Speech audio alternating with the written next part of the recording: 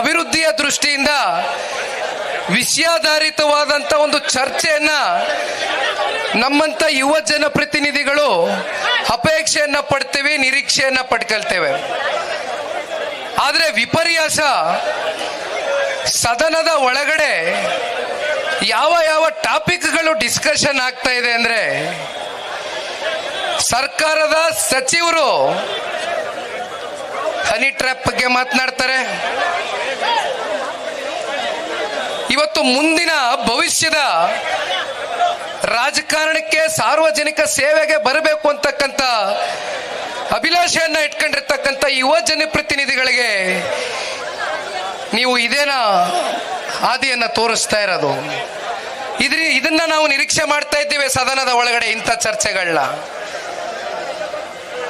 ಸಚಿವರಿಗೆ ಹನಿ ಟ್ರ್ಯಾಪು, ಹೈಕಮಾಂಡ್ಗೆ ಮನಿ ಟ್ರ್ಯಾಪು, ಜನಕ್ಕೆ ತೆರಿಗೆ ಟ್ರ್ಯಾಪು, ಇನ್ನ ಇಲ್ಲಿ ಕಮಿಷನ್ ಟ್ರ್ಯಾಪು ಕಾಂಟ್ರಾಕ್ಟರ್ಗಳಿಗೆ. ಸಂಪೂರ್ಣವಾಗಿ ನಮ್ಮ ರಾಜ್ಯವನ್ನ ಟ್ರ್ಯಾಪ್ ಸರ್ಕಾರ ಮಾಡಿ ಇಟ್ಟಿದ್ದಾರೆ, ಟ್ರ್ಯಾಪ್ ಅಲ್ಲಿ ಇಟ್ಕೊಂಡಿದ್ದಾರೆ ನಮ್ಮನ್ನ. ಕೇವಲ 2 ವರ್ಷದಲ್ಲಿ 2 ಲಕ್ಷ ಕೋಟಿಗೂ ಅಧಿಕ ಸಾಲವನ್ನ ಮಾಡಿದ್ದೀರಿ. ಸಾಲ ಅಭಿವೃದ್ಧಿಯ ದೃಷ್ಟಿಯಿಂದ ಮಾಡಿದ್ದೀರಾ? 2 ವರ್ಷದಲ್ಲಿ ಕೇವಲ 10 ಕೋಟಿ ರೂಪಾಯಿ ಅಷ್ಟೇ ಇವತ್ತು 3 ಪಕ್ಷದ ಶಾಸಕರಿಗೆ ನೀವು ಅನುದಾನವನ್ನು ಬಿಡುಗಡೆ ಮಾಡಿದ್ದೀರಿ. ಇನ್ನು 5 ಗ್ಯಾರಂಟಿಗಳ ಬಗ್ಗೆ ಮಾತನಾಡ್ತೀರಿ.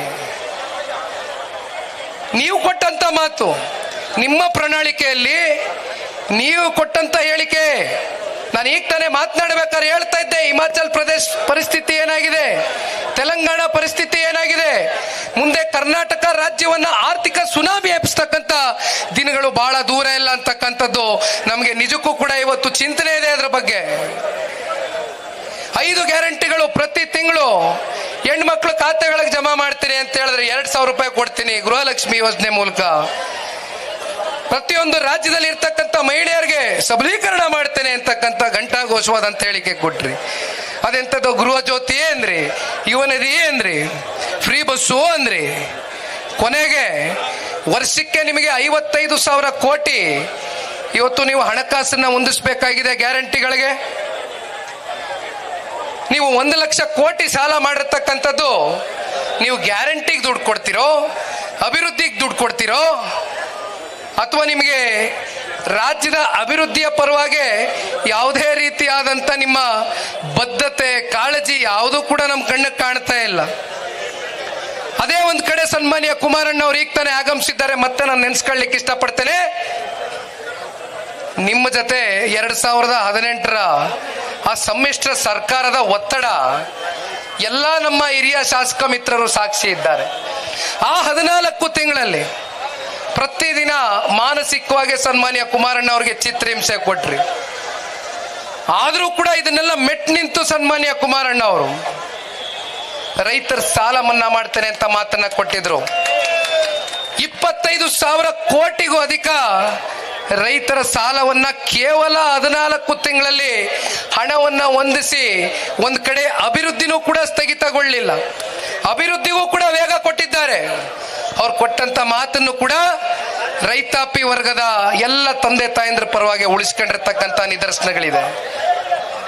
ಎಷ್ಟು ತರದ ಅವಮಾನಗಳು ಮಾಡಿದ್ದೀರಿ ಸನ್ಮಾನ್ಯ ಕುಮಾರಣ್ಣ ಅವರಿಗೆ, ಇವೆಲ್ಲ ಮುಂದೆ ಮಾತನಾಡ್ತೇವೆ. ಆದ್ರೆ ಇವತ್ತು ಈ ಒಂದು ಹೋರಾಟಕ್ಕೆ, ಒಂದು ಅಭಿಯಾನಕ್ಕೆ ಏನು ಕಾಲನ್ನ ಇಟ್ಟಿದ್ದೇವೆ, ಈ ಒಂದು ಹೋರಾಟ ಇವತ್ತಿನಿಂದ ಪ್ರಾರಂಭ ಮಾಡಿದ್ದೇವೆ. ಸನ್ಮಾನ್ಯ ಕುಮಾರಣ್ಣ ಅವರು ಈಗಾಗಲೇ ಕಳೆದ ವಾರ ಪತ್ರಿಕಾಗೋಷ್ಠಿಯಲ್ಲಿ ಒಂದು ಮಾತನ್ನು ಹೇಳಿದ್ದಾರೆ. ಯುದ್ಧಕ್ಕೆ ಜನತಾದಳ ಪಕ್ಷ, ಸನ್ಮಾನ್ಯ ಕುಮಾರಣ್ಣ ಅವರ ನೇತೃತ್ವದಲ್ಲಿ ಯುದ್ಧಕ್ಕೆ ಜನತಾದಳ ಪಕ್ಷ ನಾವು ಸಿದ್ಧರಿದ್ದೇವೆ ಅಂತಕ್ಕಂಥದ್ದನ್ನು ಹೇಳಿದ್ದೇವೆ. ಅದಕ್ಕೆ ಕಾರಣ ಯಾವ ರೀತಿ ಕಳೆದ 2 ವರ್ಷದಿಂದ ನಾನು SIT ಬಗ್ಗೆ ಆಗಲಿ, ಲೋಕಾಯುಕ್ತ ಬಗ್ಗೆ ಆಗಲಿ, it is an independent body, ನಾನು ಗೌರವ ಕೊಡ್ತೇನೆ. ಆದರೆ ಯಾವ ರೀತಿ ನೀವು ಸರ್ಕಾರದ ಒಂದು ಒತ್ತಡಕ್ಕೆ SIT ಬಳಸ್ಕೊಳ್ತಾ ಇದ್ದೀರಿ, ಯಾವ ರೀತಿ ನೀವು ಒಬ್ಬರನ್ನ ನಿಂದಿಸಬೇಕು, ತೇಜಾವಧೆ ಮಾಡಬೇಕು ಅಂತಕ್ಕಂಥ ದೃಷ್ಟಿಯಿಂದ ಟಾರ್ಗೆಟ್ ರಾಜಕಾರಣವನ್ನ ಮಾಡ್ತಾ ಇದ್ದೀರಿ. ವಿಷ ಬೀಜವನ್ನ ಬಿತ್ತಿದ್ದೀರಿ ಇವತ್ತು ಕರ್ನಾಟಕ ರಾಜ್ಯದಲ್ಲಿ. ಸನ್ಮಾನ್ಯ ಕುಮಾರಣ್ಣ ಅವರು 2 ಬಾರಿ ಈ ರಾಜ್ಯವನ್ನು ಆಡಳಿತ ಮಾಡಿದ್ದಾರೆ. ನಮ್ಮ ರಾಮನಗರ ಜಿಲ್ಲೆಯಿಂದನೂ ಬಹುತೇಕ ಮುಖಂಡರುಗಳು ಬಂದಿರೋದಾರೆ ಇವತ್ತು. ತಮಗೆ ಗೊತ್ತಿದೆಯಣ್ಣ, ಒಂದು ದಿನ ಸನ್ಮಾನ್ಯ ಕುಮಾರಣ್ಣ ಅವರಿಗೆ ಪೊಲೀಸ್ ಸ್ಟೇಷನ್ಗಳಲ್ಲಿ ಅವರು ಶಾಸಕರಿದ್ದಾಗ 4 ಬಾರಿ ಶಾಸಕರಾಗಿ ಆಯ್ಕೆ ಮಾಡಿದ್ದೀರಿ. ರಾಮನಗರ ಕ್ಷೇತ್ರದಲ್ಲಿ ಚನ್ನಪಟ್ಟಣದಲ್ಲಿ 2 ಬಾರಿ ಶಾಸಕರಾಗಿ ಆಯ್ಕೆ ಮಾಡಿದ್ದೀರಿ. ಒಂದು ದಿನ ಪೊಲೀಸ್ ಸ್ಟೇಷನ್ ವಿಚಾರವಾಗಿ ನಾನು ಸಣ್ಣದ್ರಿಂದ ಹೇಳೋದಾದ್ರೆ ಫೋನ್ ಮಾಡಿದಾಗ ಅದು ಏನೋ ನೋಡ್ಕೊಂಡು ಬಿಟ್ಟು ಕಳಿಸಿ, ಯಾವುದೇ ಪಕ್ಷದವ್ರು ಇರಲಿ ಬೇಡ ಬುದ್ಧಿವಾದ ಹೇಳಿ ಕಳಿಸಿ ಅಂತ ಸನ್ಮಾನ್ಯ ಕುಮಾರಣ್ಣ ಅವರು ಅತ್ಯಂತ ಆರೋಗ್ಯಕರವಾದಂಥ ವಾತಾವರಣವನ್ನು ಸೃಷ್ಟಿ ಮಾಡಿದ್ರು. ಆದರೆ ನೀವೇನು ಮಾಡ್ತಾ ಇದ್ದೀರಿ? ಮುಂದೆ ಇದೇ ರೀತಿ ಇರುತ್ತಾ? ಕಾಲಚಕ್ರ ಉರುಳ್ತಾ ಇರುತ್ತೆ, ತಿರುಗ್ತಾ ಇರುತ್ತೆ. ಇದು ಪ್ರಜಾಪ್ರಭುತ್ವ. ನಿಮ್ಮಲ್ಲಿ ನಿಮಗೆ ನಂಬಿಕೆ ಇದ್ದಿದ್ರೆ, ನಿಮ್ಮ ಸರ್ಕಾರ ನೀವು ಅನ್ಕೊಂಡ ಮಟ್ಟಕ್ಕೆ ಜನಗಳಿಗೆ ಮುಟ್ಟಿದ ನಿಮ್ಮ ಕಾರ್ಯಕ್ರಮಗಳು ಅಂತಕ್ಕಂಥ ವಿಶ್ವಾಸ ಇದ್ದಿದ್ರೆ, ಯಾತಕ್ಕೋಸ್ಕರ ನೀವು ಇನ್ನೂ ಜಿಲ್ಲಾ ಪಂಚಾಯಿತಿ, ತಾಲೂಕು ಪಂಚಾಯಿತಿ ಚುನಾವಣೆಗಳು, ಕಾರ್ಪೊರೇಷನ್ ಚುನಾವಣೆಗಳನ್ನ ತಡೆ ಇಟ್ಕೊಂಡಿದ್ದೀರಿ? ನಿಮಗೆ ಗೊತ್ತಿದೆ ನಾಳೆ ಅದರ ದಿಕ್ಸೂಚಿ ಮುಂದಿನ ಸಾರ್ವತ್ರಿಕ ಚುನಾವಣೆಗೆ ಏನಾಗಬಹುದು ಅಂತಕ್ಕಂಥದ್ದು. ಇವೆಲ್ಲದಕ್ಕೂ ಜನ ಉತ್ತರ ಕೊಡ್ತಕ್ಕಂಥ ದಿನ ಬಹಳ ದೂರ ಇಲ್ಲ, ಬಹಳ ದೂರ ಇಲ್ಲ. ಆದರೆ ಒಂದು ಮಾತನ್ನು ಹೇಳ್ತೇನೆ, ಇವತ್ತಿನ ಈ ಒಂದು ಹೋರಾಟ, ಇವತ್ತಿನ ಈ ಒಂದು ಅಭಿಯಾನ ಕೇವಲ ಒಂದು ದಿನದ ಹೋರಾಟ, ಒಂದು ದಿನದ ಅಭಿಯಾನ ಅಲ್ಲ.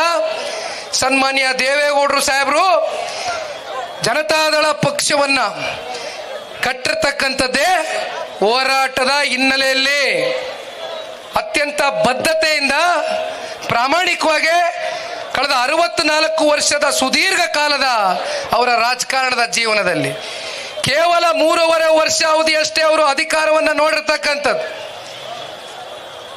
ಇನ್ನು ಮಿಕ್ಕ ಸಮಯ ವಿರೋಧ ಪಕ್ಷದಲ್ಲಿ ಕೂತಿದ್ದಾರೆ. ಆಡಳಿತ ಪಕ್ಷ ಎಡುವುದಾಗ ತಿದ್ದಿದ್ದಾರೆ, ಬುದ್ಧಿ ಹೇಳಿದ್ದಾರೆ, ಎಚ್ಚರಿಕೆ ಕೊಟ್ಟಿದ್ದಾರೆ. ಆದರೆ ಇವತ್ತಿಗೂ 92 ವಯಸ್ಸಿನ ದೇವೇಗೌಡರು ಸಾಹೇಬರು ಅವರ ಹುಮ್ಮಸ್ಸನ್ನ ಕಳ್ಕೊಂಡಿಲ್ಲ.